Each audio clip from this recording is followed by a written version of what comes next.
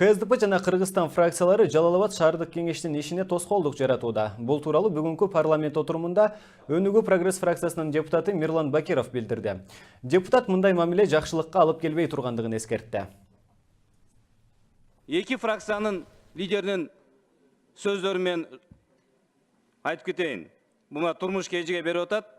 Отвечая на вопросы журналистов, почему они не пришли на первую сессию, лидеры фракции сказали, что если бы они пришли на сессию, что был бы избран спикер Горкеңеша, а также рассмотрен был вопрос будущего мэра, тогда, по их словам, лидеры фракции не смогли бы обратиться в суд, деп КСДП фракциясынын лидери жана Кыргызстан фракциясынын лидери айтып атат.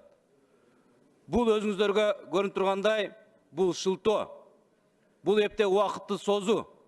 Ошол убакыттын ичинде башка депутаттардын колун бурайбы, башка методдорду колдонобу, коркута үркүтөбү, экөөнүн үчөн алабыз, жаңыдан коалиция түзөбүз деген гана максат.